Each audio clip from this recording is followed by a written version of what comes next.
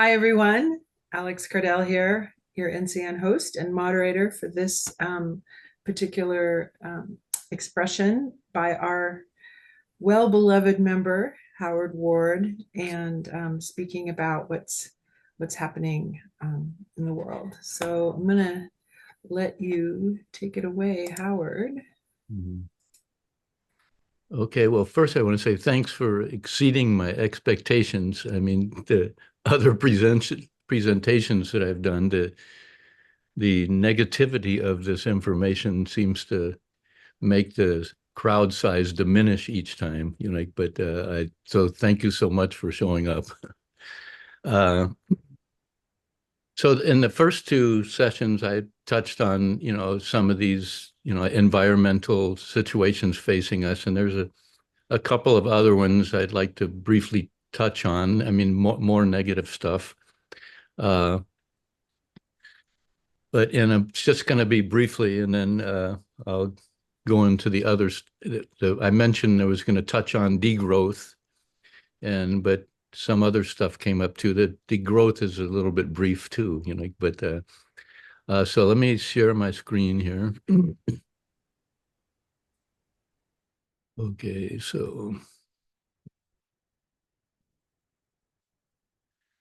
as Alex said, this is part three, and so I'm going to touch briefly on this first part of chemicals, phosphorus, land system change, because these are parts of this boundaries that we're exceeding for the environmental boundaries. And so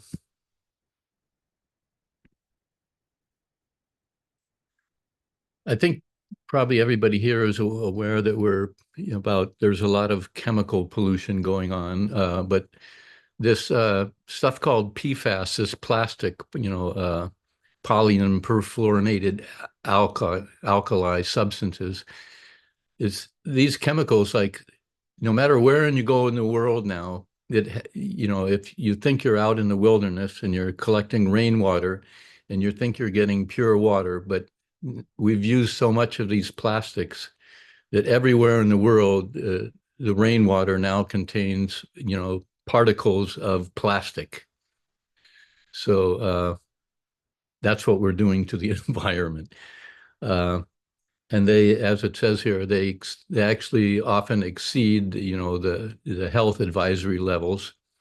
And there's about 5,000 chemicals of this type that we're using, it's been shown to, that it's affecting the orca whale populations. And one of the things that Alex has referred to before is it's reducing the sperm count in men. This plastic and these, in the environment. And it's also affecting our immune system, and at higher levels, they can create liver damage. So,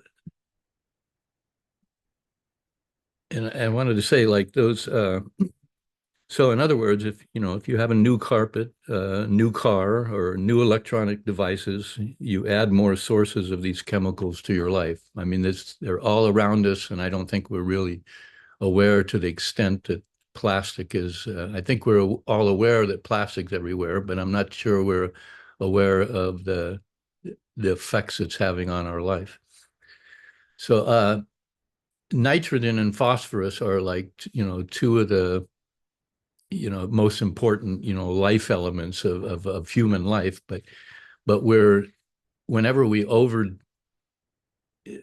they're also part of the chemical fertilizer that we've been using. That's fossil fuels based.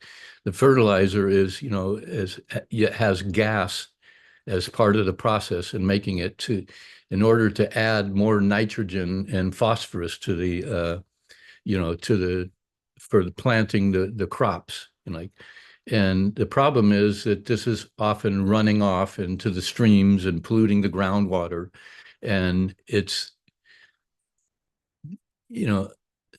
so what happens if there's too much nitrogen and phosphorus in the water, it begins to create algae, and the algae, cuts it takes up the oxygen in the water, like so that it creates like dead zones, like and like so so I made a picture here of let's see what happened here. Oh, somebody else is coming in. So here's some of the sources for this nitrogen and phosphorus, so in natural the agriculture here again using this chemical fertilizers. It's in this, so the storm, whenever there's storms or these floods like we're seeing, so that that picks up all of this, fertilizer and brings it into the, distributes it around in the cities and pollutes the groundwater where we're living. Uh, and it says our sewer and septic systems do not always operate properly, and uh, electric power generation, industry, transportation, agriculture have increased the amount of nitrogen in the air. So it's also putting more nitrogen into the atmosphere. And of course, we have fertilizers that we're using around, like our houses, and it's in certain soaps and detergents. So everybody here in the U.S. has probably heard about, there was a number of years ago, Lake Erie was looking something like this, like it was, the problem again was like this phosphorus and nitrogen it was creating like a dead zone. And of course, all the fish were dying under, like, and because of the taking all the oxygen out of the water, so the fish die, and basically it creates a dead zone. So we have this chemical fertilizing with fossil fuels, which is we're basically dependent upon for having enough food to feed this growing population. It's polluting the waterways and creating dead zones. So one of the other things that, again, that's the boundaries that we have is this loss of forested land. So every year we lose like 10 million hectares of the world's forests. And down at the bottom, I put a hectare is equal to 10,000 square meters, or a square with sides that are 100 meters long. So we're losing 10 million hectares of forest every year. And the forest system is actually, it's been called the lungs of the world. The forest system is absorbing the CO2, and then it's putting back out oxygen. So if we keep cutting down the forests, we're basically cutting down the oxygen supply. And I was looking up I wanted to find the figure that somewhere Elon Musk said something like the Earth could support something like 25 billion people. And where would you put all these people? You'd have to cut down more of the forests, possibly, which is, and I think probably most of us here know that some of these civilizations that came and went had to do with destroying the forests around them. So we're in the process of doing that as well. And so here's a picture of the total forest area worldwide from 1990 to 2021. So that's the trajectory that we're on. And if we keep going at the rate we're going, then this is going to continue. So that was just my brief touching on these other couple of areas one of the issues I had to deal with was, how do I fit this information that I have into 1 hour? And so I can't go into depth on some of these things, so anyway, so next I wanted to go into what is degrowth. So one of the things is that if you talk about cutting back on growth, see what's being proposed here is, especially with places like the US or any highly industrialized country, we're way exceeding, the Earth's carrying capacity. So the suggestion is we're going to have to cut back It's even, I think it's suggested like 80% or something of our energy use if you're living in the United States. So that looks pretty scary of, well, how am I supposed to do that? So when you hear about degrowth, you go, it seems very unappealing, but let's take a look at what it is. Okay. So here, this is the best description that I found. It's just a simple description. It means a downscaling of production and consumption to reduce ecological footprints, planned democratically in a way that is equitable while securing well-being. So at the heart of degrowth is, you know, this issue of securing the well-being of life, of humans and the other living systems. So it's also it's moving away from a competition system into a cooperative system, a sharing system, to where we're working together, where you're sharing things. I suggest it's actually a way of living that's more conducive to like enjoying life and living life to the fullest rather than being in competition with each other. So here's a few of the descriptions of what the degrowth movement is proposing.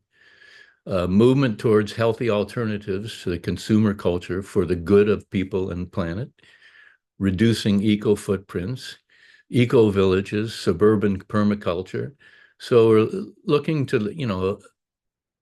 live together in more eco-friendly, ways. And so empowering young people, like actually putting a focus on, supporting each other versus, again, competing with each other, and supporting local economies. So that was my short description of degrowth. Now I want to look at where we're actually at, which I would call a market society based solely on GDP. And there's another alternative that I'd like to share with everyone. This book called Donut Economics, a kind of funny name, but came out a good 10 years ago or maybe more. And it's also basically a degrowth movement. So our current society is based on this measurement every year with this gross domestic product. It's the total market value of the goods and services produced by a country's economy during a specified time period. So this is the way the economy that we're in, its sole measurement is how much product are we producing. And what I want to point out here is, see, we're born into this system, and it seems like this is the way life works. But this measurement of GDP, as it says here, it was created in 1934 by this Simon Kuznets fellow. It's only been around, this system that we're in, of what's called a free market or trickle-down economics, or raising, I forgot the phrase. It's if you raise all boats are lifted. If you raise the economy, all of the boats get lifted. But we can see that's not happening. So here's some facts about this gross domestic product, this free market system that we're in of economics. GDP counts, so it counts all the output generated. I want to mention it also counts as a positive to clean up toxic spills. Okay, if you pollute the environment and you have to clean it up, that's added to your GDP. You're doing well if which it is value added because you're cleaning up a spill. but it includes, polluting as, like, and cleaning it up as part of your progress that you're making.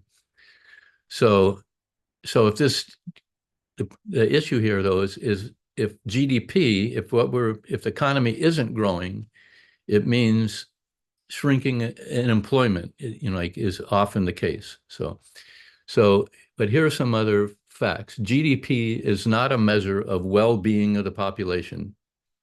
To measure how much growth it considers the well-being of the population as an externality.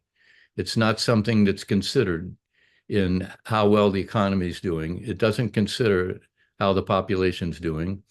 It doesn't measure ecological destruction. It doesn't measure wealth distribution. It only measures growth. That's the system that we're literally working for. So another word for this is free market capitalism or a market society. And this word capitalism is a huge trigger, like idea. If you question capitalism in this country, you're likely to be automatically considered a communist or a socialist or something, and I'd like to recommend this if you're interested in this. These points come from this paper. It's like right here. It's called "Why Do Capitalist Economies Need to Grow?" So the reason why I'm bringing capitalism in here is because we're talking about growth here, and the system we're in, its central requirement is growth. And if we don't change the system, we can't. It's not sustainable. It's so as unpleasant or difficult this word capitalism is. It's the very thing that's driving the destruction of the economic system. I mean, of the environmental system, excuse me. So anyways, the nature of capitalism here is you invest money to make a profit. I mean, if you're not gonna, the only reason why you're investing the money is to make a profit, which means it has to grow. So this makes the system at its root is growth. So business is in business to make money. Like they're not in business to see how can we make the living conditions of the community better. They're in business to make a profit, to grow. So that means that the economy as a whole has to keep growing. And this means that it's impacting the environment because we're destroying the environment to make these things, to keep growing. We're taking the living environment and turning it into dead things. And as I mentioned already, competition is the fundamental driver of continual expansion. Because we're treating each other as adversaries in competition, we're continually competing to grow, like to not get swallowed up by the other person. So we have to keep expanding in order to not fall through the cracks. So that this is the system that we're in forces us to behave this way. So, and so again, so we have the sense here, no one is safe from being outflanked. None of us feel like we're safe because someone else can displace us at the job if we're not doing well enough. Someone will buy out our company and displace us if we don't. So everyone basically feels they have to keep growing in order to stay safe. So if the population is growing, which it continues to do, that means we need more jobs. So we need to create more growth. So that means if we don't change the system, this, like population growth it's going to go hand in hand with the system, the population growth, the GDP, it will continue going up and destroying the ecosystem unless we stop this movement of growth. Now, the problem with growth is illustrated here. What this graph or that shows here, all of the red is how we're exceeding the limits of the ecosystem. So this is, if we continue in this system, it's going to continue going into surpassing the ecosystem's boundaries. And, which is exactly what it's doing, like, so there is a sustainable alternative. And I'm just recommending this. So here's the book, Donut Economics by Kate Rayworth. And I want to show a little bit about this. So here's what's being proposed in this book. It's called donut because of this, the roundness here, but the green part here is, as it says, the safe and just space for humanity. On the outer edges here is the different aspects of the ecosystem that that we're surpassing. But this system is proposing that this would be the measurement, not GDP, not how much stuff that you're producing, but instead you're looking at how are we affecting the ecosystem. Now, on the inner circle, which I'll go into in a little bit, that has to do with how well is the population doing. So this again, this, instead of measuring how much stuff are you producing and how much are you damaging the ecosystem, but instead you're measuring the well-being of the economy according to, are you not acidifying the ocean? Are you not increasing, the climate? Are you, not polluting the environment? Are you not cutting down all the trees? Or how is the ecosystem doing? That would be your measurement of like how well the economy is doing. And then on the inner circle, so you're measuring the ecosystem, and you're also measuring the well-being of the population. You're measuring, like how much energy we're using. Does everyone have housing? Is there social equity? Is there a good educational system? Does everyone have water, food, and good health? That's how you measure, how is our economy doing? Is it taking care of the people? Isn't it taking care of the environment? So which system would we think would work better for us? One that services growth and the destruction of the ecosystem, or would we like to move towards an economic system that takes into account the well-being of the environment and the well-being of the people? And this is one proposal of, of an economic system that we could go, that we could move towards.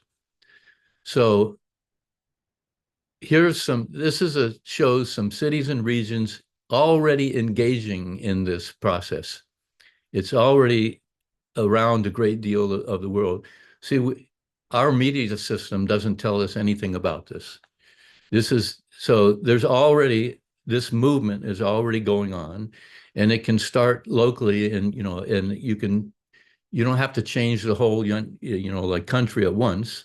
You can start in your community, like if you're in Boulder or Florida or something, you could move towards, like see if your city is interested in moving towards a system that's considering the well-being of the population and not serving, just to make a profit. So, and these are some of the questions that are being asked, in this donut system.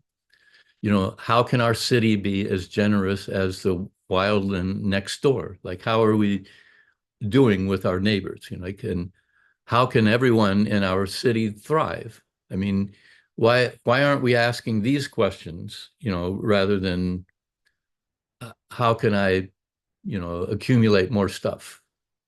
How can our city respect the health of the whole planet? Are we considering the whole? How can our city respect the well-being of people worldwide? I mean, why aren't we asking these questions? So I threw this in there.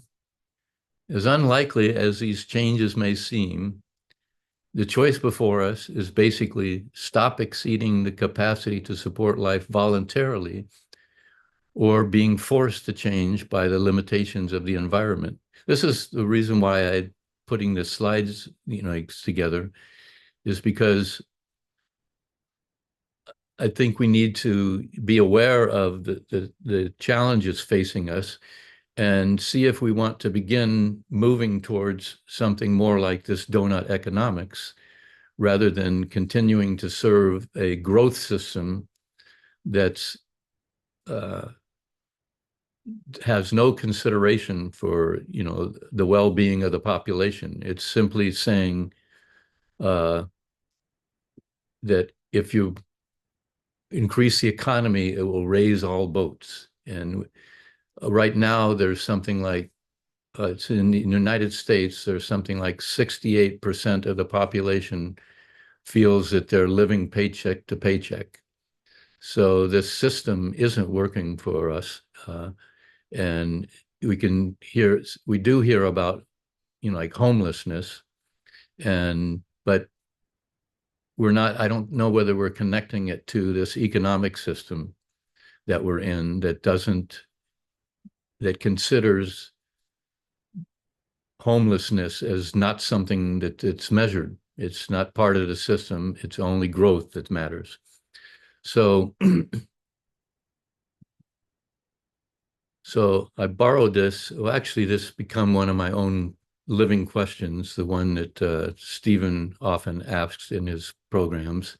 What would we like to create next? And would it be something that looks more like this donut economics, where we're considering the well-being of the environment and the people around us, or do we want to continue with this competitive, us versus them, sort of procedure? Now, this is a lot shorter than my other ones, but I do want to thank you for participating and would love to hear what everyone has on their minds.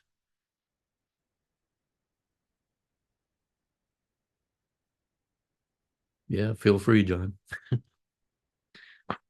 Oh, actually, but real quick, John, I just want to say, so I recommended this book. If you're interested in degrowth, this fellow, Jason Hickel, is one of the best sources, and it's called Less is More. It's a good, it's a really good book. So if you're interested in degrowth.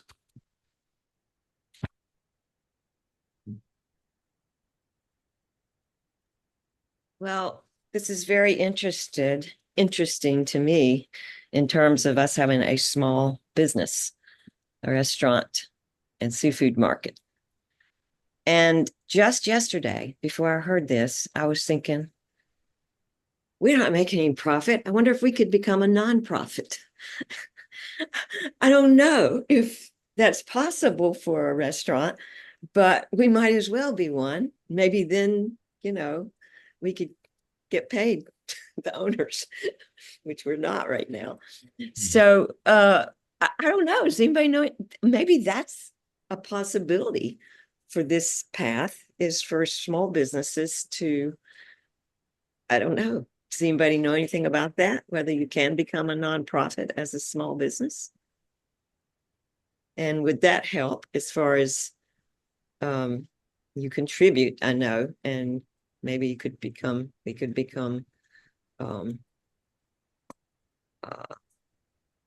more eco-friendly and stuff like that. Anyway, just a thought. Well, Linda, you can certainly look into what it takes to be a nonprofit, but it's really geared towards groups that are doing public service and churches and schools and things like that. So, if you were doing something like feeding the homeless or those kinds of things, it would more naturally fit into being a nonprofit. But it's worth a look. Okay. John, did you have a question? Just a comment for Howard. Again, Howard, thank you for this engaging uh, conversation that you're creating. Yes, it's something that is often uncomfortable to think about, but I appreciate you bringing it in anyway. Howard, what continues to come up for me is that we are a capitalistic society. We're a capitalistic form of government. There are other ways to be organized, like socialism. And however, we're capitalism. And capitalism is based and rooted in a consumer economy. Consumption is what drives and keeps capitalism healthy. When we've had a dip, there's actually been presidents who sent out free money. The last time I saw it, he signed his name on, I think it was $1,000 checks, just sent them out, carte blanche to everybody, and said, spend, spend, so we can get our economy back up.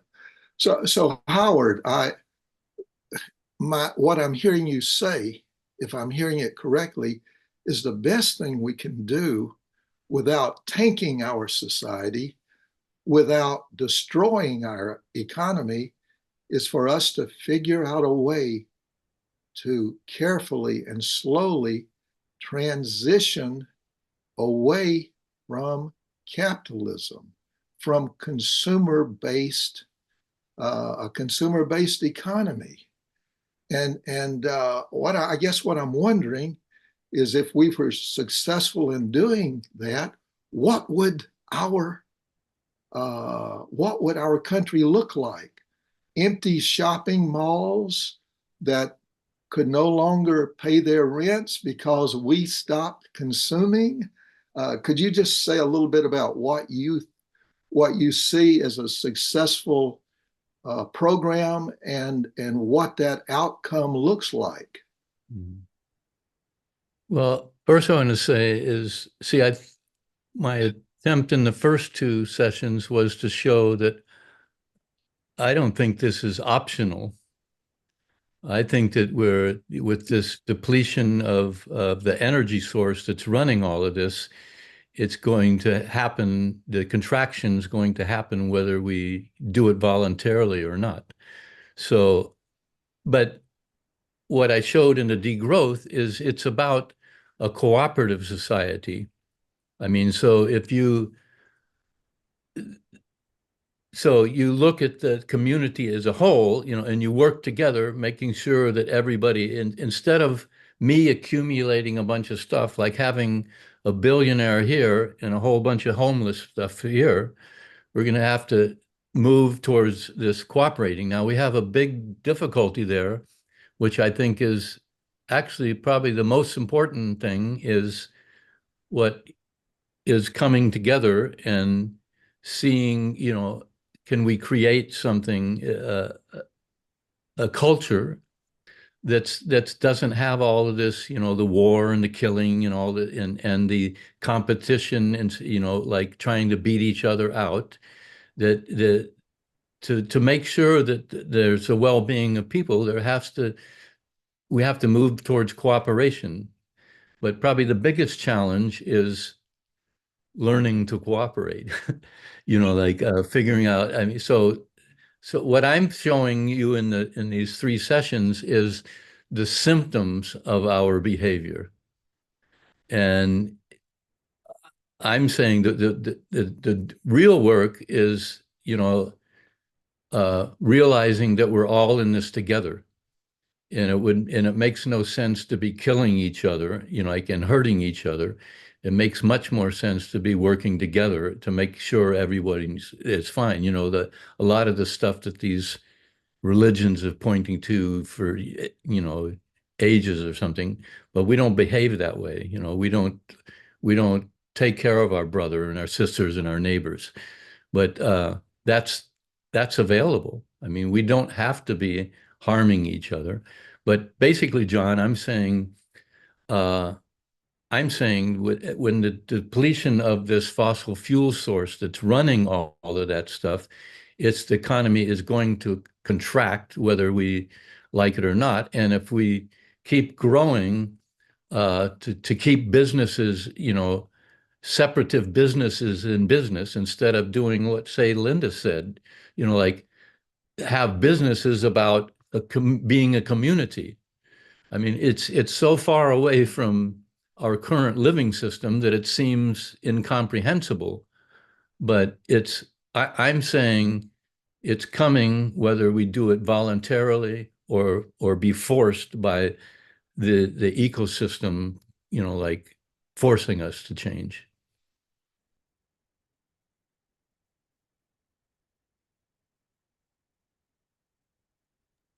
And we can probably only do it on a individual basis. Like, I'm not trying to get y'all to help me to become a nonprofit by that statement I made.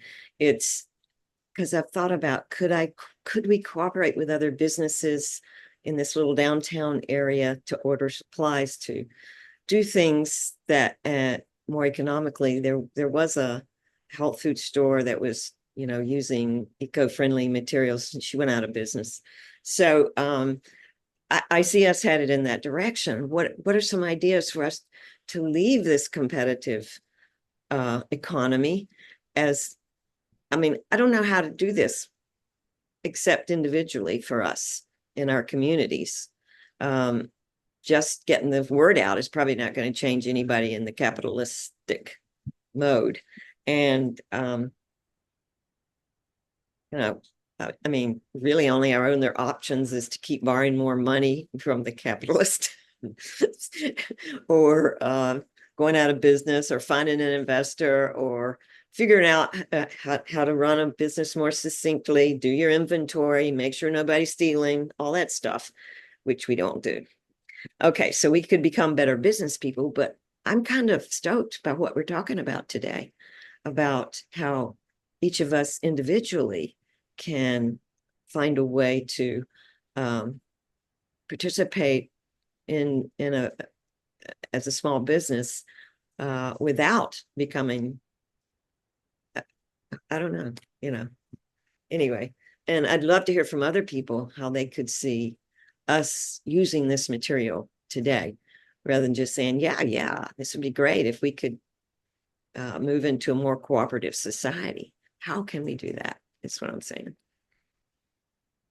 Well, I would like to hear other people too, but I just want to do one brief thing. Is it which I think what the NCN, network is doing is proposing that this really isn't, it's a better way to see it is it's a holistic movement. I mean, it's a community thing. We do have to individually act, but I think we have to see that it isn't about being a separate individual. It's really about seeing it as we're together in this. And I mean, because it's actually a fact that we're in this together, and so anyways, but yeah, what does everybody else think? One thing that comes up for me is like with the hurricane that just happened, people tend to cooperate a lot more after a disaster.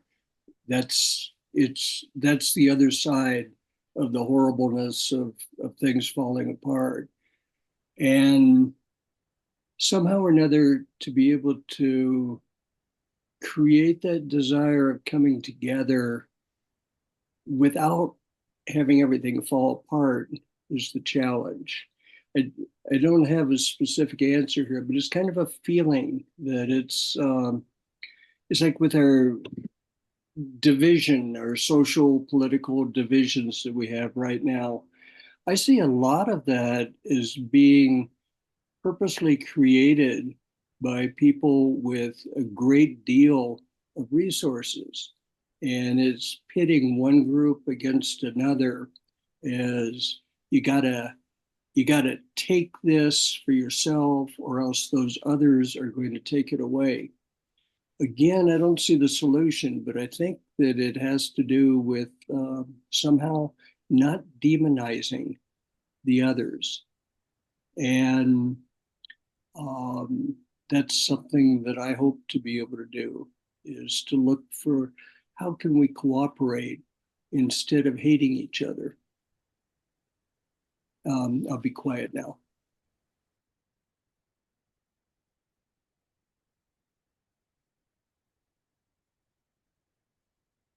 I don't have a comment per se. I just want to say thank you, Howard. That was really illuminating, and it really put it in the broadest possible perspective.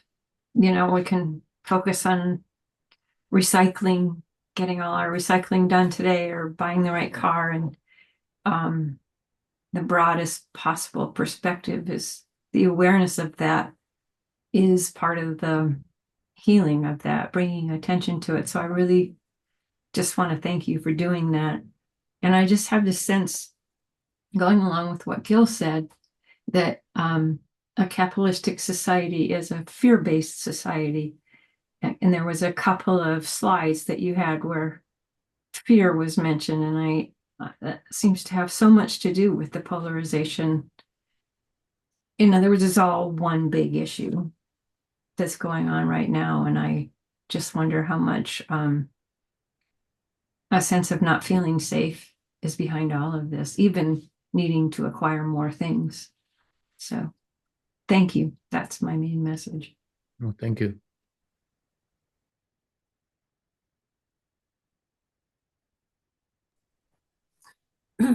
Well, Howard, I really appreciate you showing that map where all of the, I guess it's the cities themselves that are changing their approach in a municipal kind of a way. They're actually asking what I would consider to be more relevant questions, rather than just, you know, how do we maximize our profits?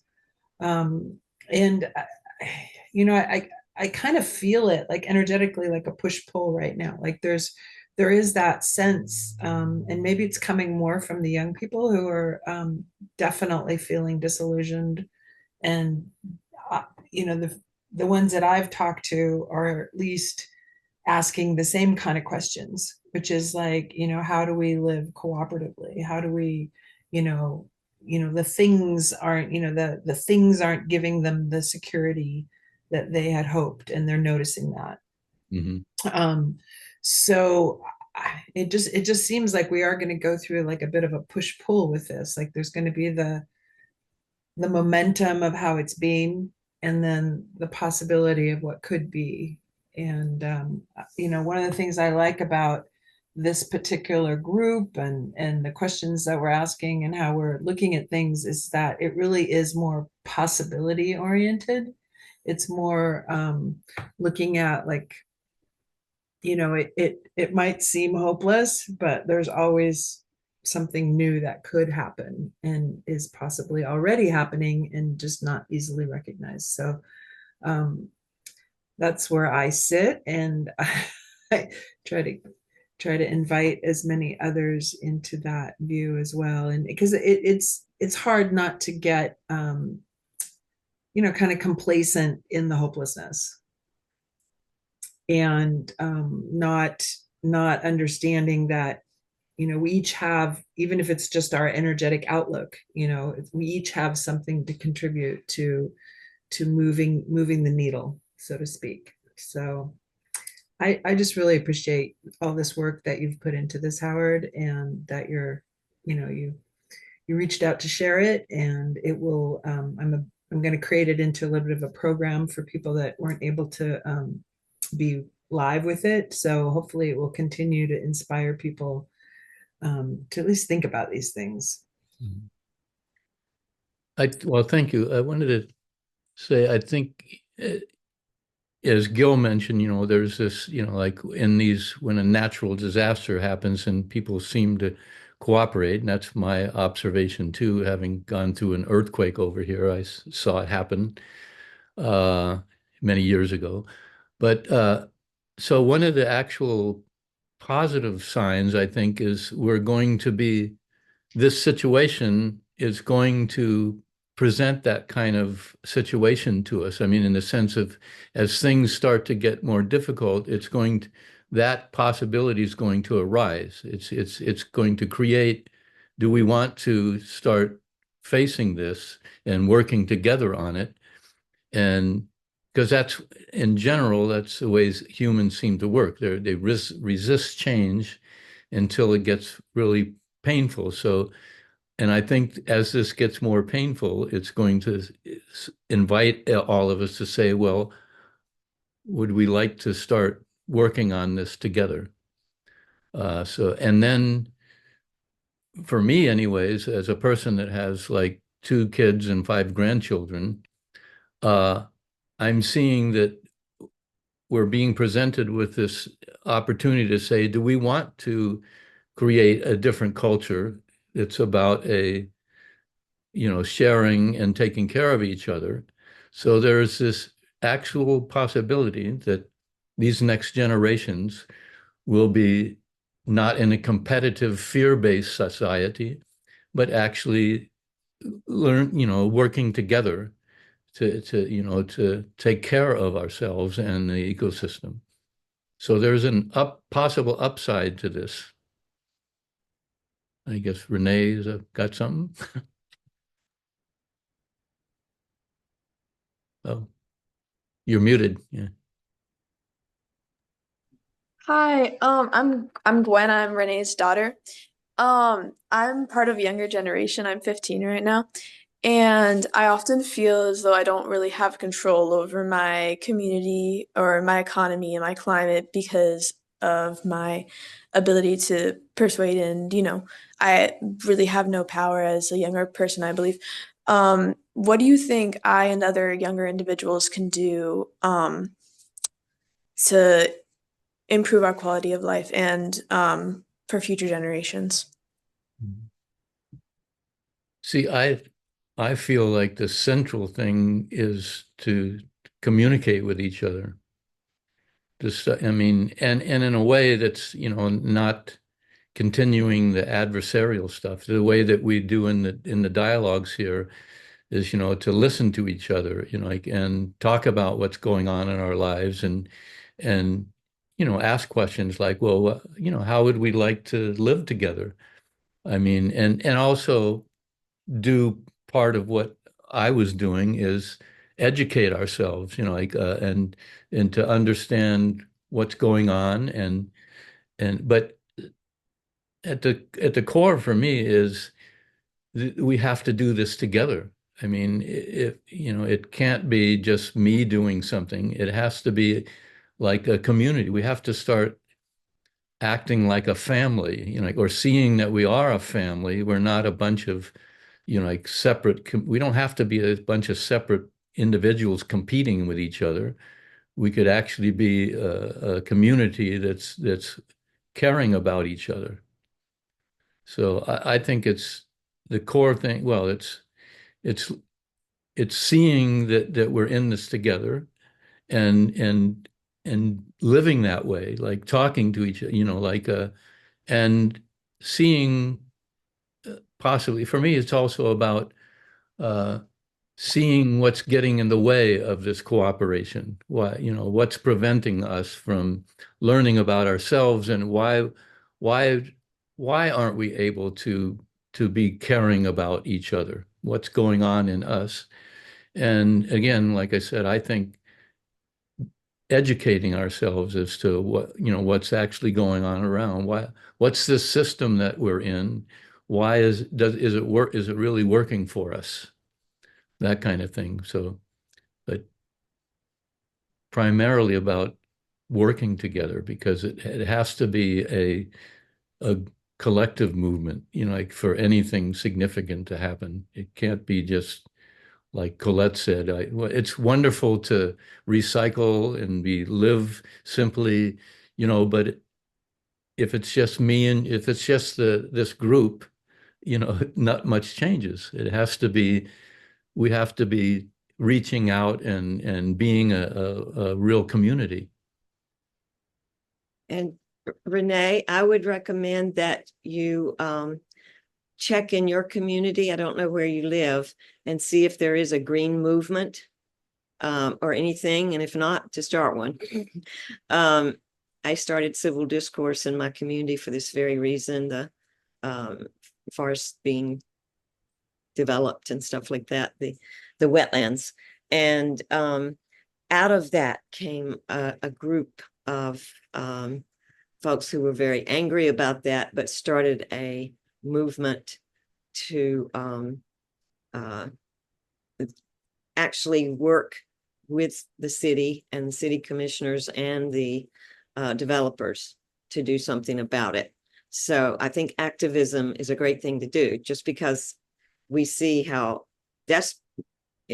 we can't go into despair because of what we've heard, because there's a lot of things. And some people, I have a friend that wrote a book, Deep Green, by Jenny Nazak. And when I told her about our group, she said, well, I'm afraid people start thinking it's impossible to do anything and not do anything. But there's so many things. Some people count their carbon footprint. So there's many, many things we can do on our own personal level to start to cooperate with the environment instead of competing. So yeah, I hope you'll do that.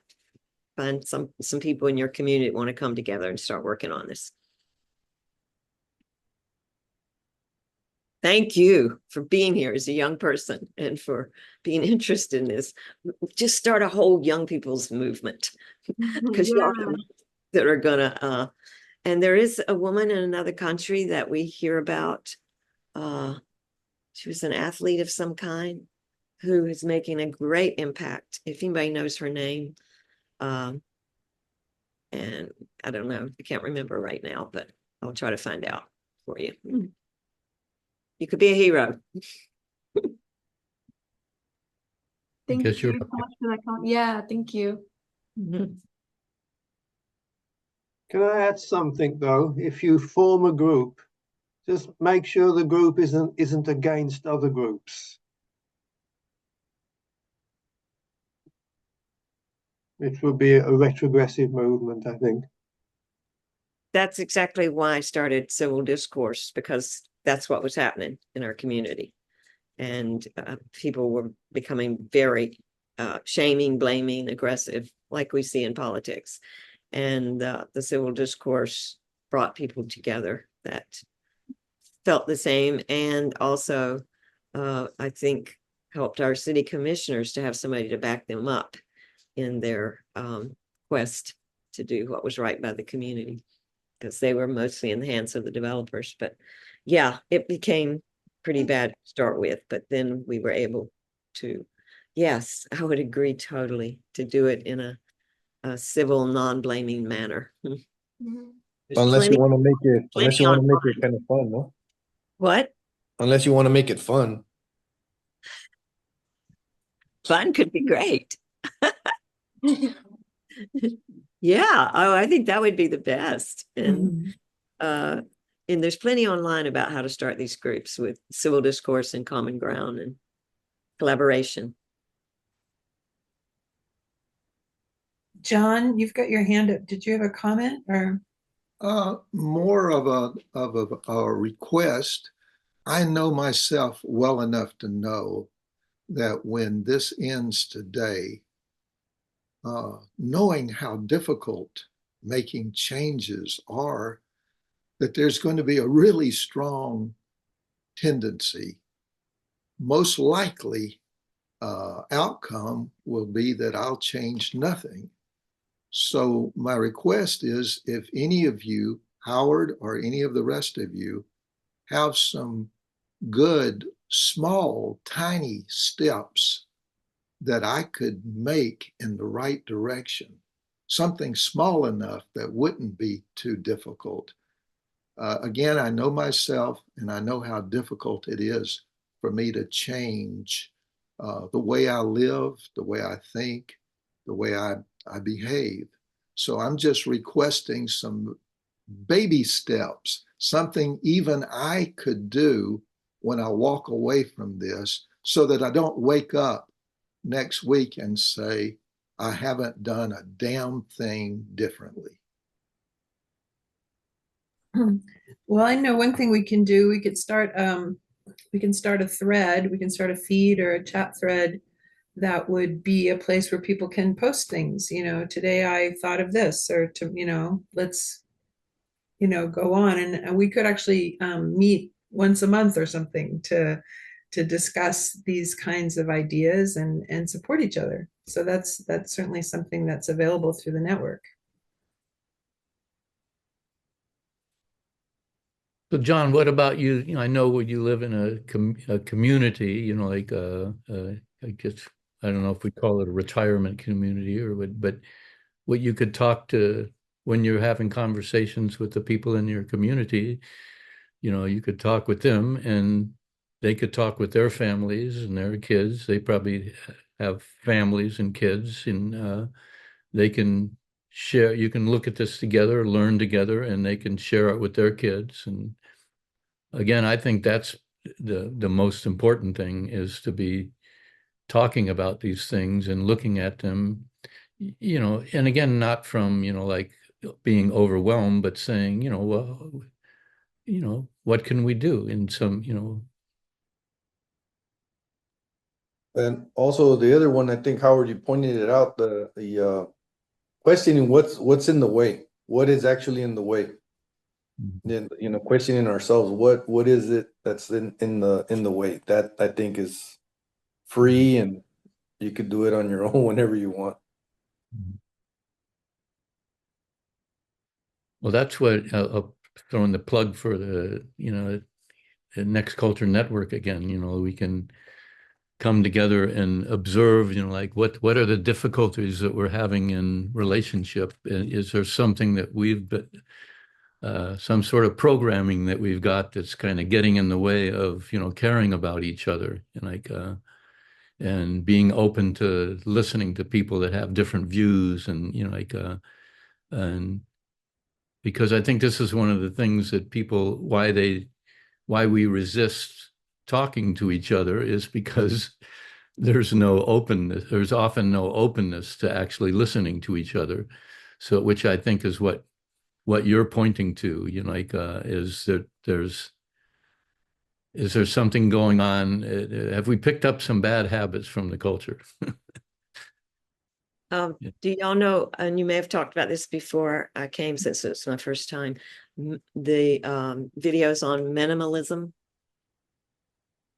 Have you studied minimalism? And it's not, I do without everything. There are people who still have a home intact who are minimalists and are teaching and raising their kids to be minimalists. And it's kind of fun. It's, not to have all the stuff that we think we need. But look up on YouTube about the video on minimalism. There's actually a lot of really good stuff happening out there, but you have to search for it and because there's things called transition towns, and different kinds of communities being created. There's all kinds of stuff going on, but you just won't hear about it in a media that's based on consuming more.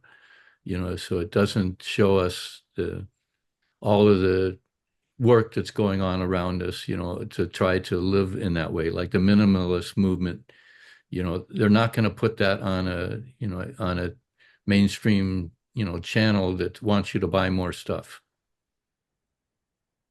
I think a good thing to do would be to go to our city commission meetings and start introducing these ideas of transition towns. And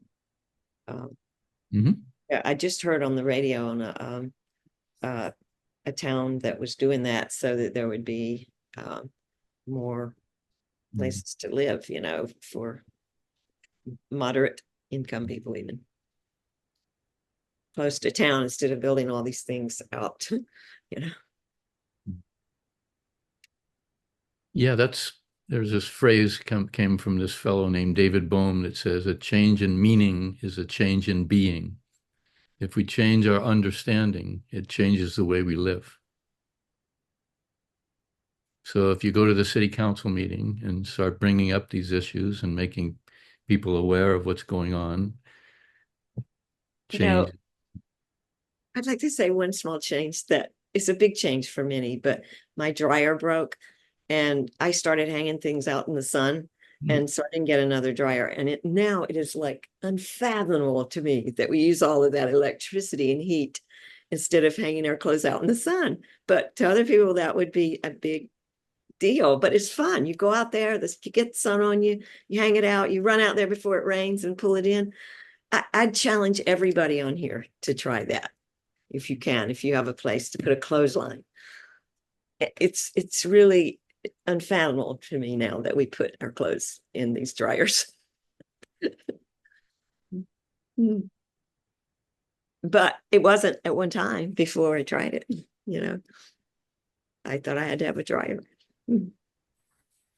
Well, again, I want to say thank you, Howard. Thank you, everyone who's contributed to this. I think it's, as Howard very eloquently keeps saying, you know, the more people that are aware of this, the more people that actually see the, you know, the actuality of it rather than the media hype, the more likely we are to find really actual solutions. So thank you, Howard. Thank you, everyone, for being here. Well, thanks to all of you. I actually feel uplifted. You guys, more people showed up, or so. Well, hey, this is maybe this works a little bit or something. You know, so I mean, the other programs would have kept going down. It's a little sad or something. But so thanks to all of you for uplifting, you know, like feeling or something.